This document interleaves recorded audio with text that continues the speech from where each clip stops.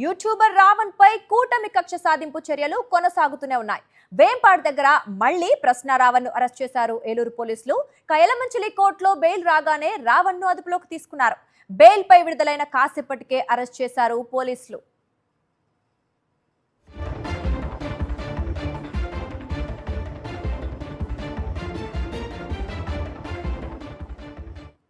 రావణ్ పై కూటమి కక్ష సాధింపు చర్యలకు సంబంధించి మరిన్ని అప్డేట్స్ మా కరెస్పాండెంట్ అనిల్ అందిస్తారు.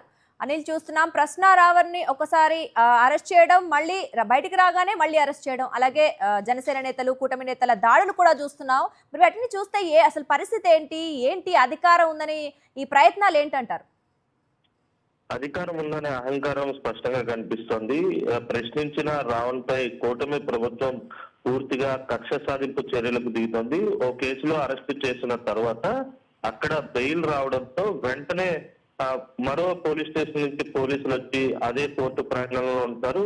విడుదలైన వెంటనే రావణ్ ను అరెస్టు చేస్తున్నటువంటి నేపథ్యాన్ని కూడా మనం చూస్తున్నాం. మరోవైపు రావణ్ అరెస్టు చేయడం, రావణ్ ను కోర్టుకు తరలించేటువంటి క్రమంలో జనసేన కార్యకర్తలు ఎక్కడికక్కడ బీభత్సం సృష్టిస్తున్నారు.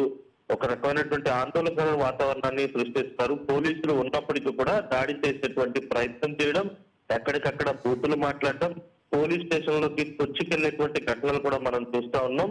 అయినప్పటికీ కూడా ప్రభుత్వం ఎక్కడా కట్టడి చేసేటువంటి ప్రయత్నం చేయడం లేదు. ఆ రావణ్ పై వరుసగా కేసులు నమోదు చేస్తూ వస్తుంది. యలమంచిలి కోర్టు కొద్దిసేపటి క్రితమే ప్రభుత్వానికి పోలీసులకు షాక్ ఇచ్చింది.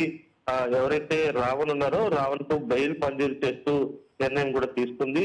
అయితే ఈ నేపథ్యంలోనే రావణ్ మళ్ళీ తిరుగు ప్రయాణం అవుతున్నటువంటి టోల్ ప్లాజా వద్ద రావణ్ ను అదుపులోకి తీసుకున్నట్టుగా మనకు సమాచారం ఉంటుంది. అయితే ఆ రావణ్ ను మళ్ళీ అరెస్ట్ చేసి ఏలూరు తరలిస్తున్నట్టుగా కూడా సమాచారం ఉంది. అయితే దీని పట్ల సర్వత్రా విమర్శలు వ్యక్తమవుతున్నాయి. కొద్దిసేపు సీనియర్ అడ్వకేట్ జడత్ రావణ్ మాట్లాడుతూ మీడియాతో ఇది పూర్తిగా ప్రభుత్వం కక్ష సాధింపు చర్యలకు దిగుతుంది. ఓ వ్యక్తిపై ఒకటే సెక్షన్ లో అన్ని స్టేషన్లలో కేసులు నమోదు చేసి అరెస్టులు చేయడం, పదే పదే వేరే వేరే ప్రాంతాలకు తిప్పి పూర్తిగా ప్రభుత్వం కక్ష తీసుకున్నటువంటి ప్రయత్నం చేస్తుందని కూడా ఆయన ఆరోపించారు.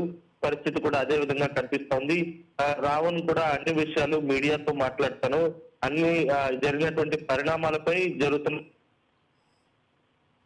విషయాలను వివరిస్తానని కూడా ఆయన చెప్పడం జరిగింది. మళ్ళీ వెళ్తున్నటువంటి క్రమంలోనే యలమంచిలి కోర్టు నుంచి వెళ్తున్నటువంటి క్రమంలోనే మళ్ళీ అరెస్ట్ చేసి ఏలూరు తరలించేటువంటి ప్రయత్నం చేసినట్టుగా మనకు సమాచారం అందుతుంది. Right Anil, thanks for the updates. మరిన్ని అప్డేట్స్ కోసం ఛానల్ ను సబ్స్క్రైబ్ చేయండి. నోటిఫికేషన్స్ కోసం బెల్ ఐకాన్ పై క్లిక్ చేయండి.